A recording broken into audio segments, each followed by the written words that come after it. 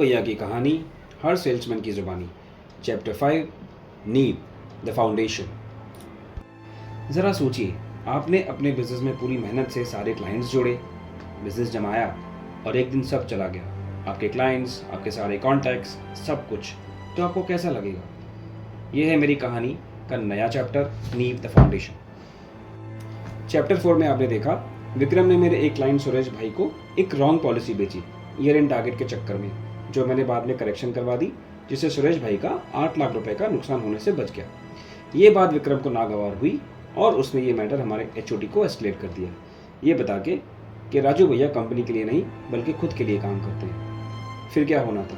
Next week HOD ने मेरे सारे प्रीमियम क्लाइंट्स विक्रम को ट्रांसफ़र कर दिए और रीज़न दिया परफॉर्मेंस इशू। बल्कि कोई परफॉर्मेंस इशू नहीं था, सिर्फ एक इशू था, मैंने सिर्फ सच का साथ दिया था। ये दौर मुश्किल का दौर था मेरे लिए। मैं उस दिन अंदर से टूट गया था और यही सोच रहा था कि इतने सालों की मेहनत एक दिन में कैसे ख़त्म हो सकती है। कोई रास्ता नहीं दिख रहा था। मैं बस बैठा रहा घंटों तक एक गहरी सोच में कि मेरा अगला कदम क्या होगा और कैसे होगा। पूरी रात नींद नहीं आई, लेकिन एक चीज़ समझ में आ गई, जिस सिस्टम में इंसान की कोई वैल्यू नहीं, वहाँ काम करने का कोई मतलब नहीं। सुबह होते ही मैंने रेजिग्नेशन टाइप करके सबमिट कर दिया, बिना कोई बैकअप प्लान के। वैसे मैंने सुना तो ज़रूर था कि एक दरवाज़ा बंद होता है तो दूसरा ज़रूर खुलता है। कई दिन बीत गए थे नौकरी ढूंढते ढूंढते, लेकिन कुछ हाथ नहीं लगा था। फिर एक दिन मेरे पहले क्लाइंट देवराज भाई आते हैं हाल चाल पूछने के लिए और एक सुझाव दे के चले जाते हैं कि मैं इंडिपेंडेंट एडवाइज़र क्यों नहीं बन जाता, जो मुझे काफ़ी अच्छा आइडिया लगा और मैंने इस बारे में काम करना शुरू किया। समय था मेरी नई शुरुआत करने का, रजिस्ट्रेशन रेगुलेटर्स के साथ। यहाँ से मेरी नई शुरुआत हुई। मैंने अपने एडवाइज़र रजिस्ट्रेशन विद रेगुलेटर्स की एग्ज़ाम दी और वो क्लियर भी हो गई और एक छोटी सी जगह लेके मैंने नया काम भी शुरू कर दिया। वो कहते हैं ना, नए काम को सेटल होने में थोड़ा समय लग जाता है, वही हुआ। शुरुआत काफ़ी मुश्किल थी, कई दिन बीत गए, कोई क्लाइंट नहीं आया। फाइनली कुछ दिन बाद लीड्स मिलना शुरू हुआ। वैसे मैंने सुना था कि ऊपर वाला आपकी मेहनत को ज़रूर देखता है, और वही हुआ। उस दिन ऑफिस का डोरबेल बजा तो देखा नैना, जिनका क्लेम हमने चैप्टर 2 में पास करवाया था। नैना बोली, राजू भैया, सुना है आपने नया काम शुरू किया है।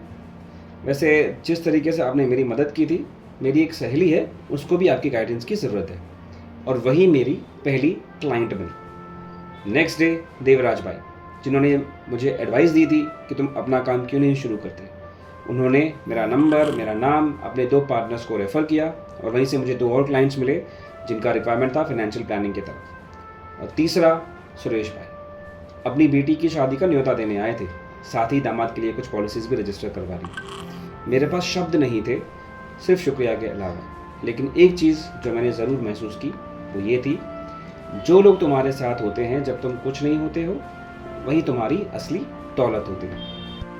मेहनत का फल ज़रूर मिलता है, और इतनी कड़ी मेहनत करने के बाद और कुछ पुराने क्लाइंट्स की मदद से मैंने 6 महीने में 40 क्लाइंट्स जोड़ दिए और 55 पॉलिसीज़ भी बना ली, जो सारे के सारे क्लाइंट्स की रिक्वायरमेंट के बेस पे बनी थी। और अपनी सर्विसेज में इन्वेस्टमेंट ऑप्शंस भी जोड़ दिए, जैसे कि mutual funds, financial planning etcetera. आइए समझते हैं इस पूरे चैप्टर को कंसल्टेटिव सेलिंग के तरीके से।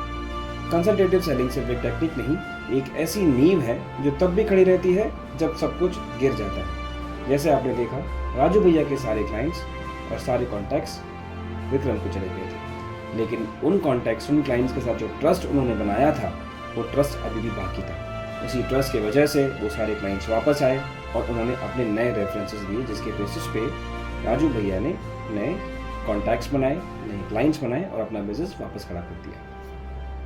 इसी चैप्टर के साथ हमारी ये राजू भैया की सीरीज़ यही समाप्त होती है। आशा करते हैं कि आपको ये सीरीज़ पसंद आई होगी, तो कृपया इसे सब्सक्राइब करें, लाइक करें, शेयर करें। हम आपसे मिलेंगे अगली सीरीज़ के साथ। तब तक के लिए धन्यवाद।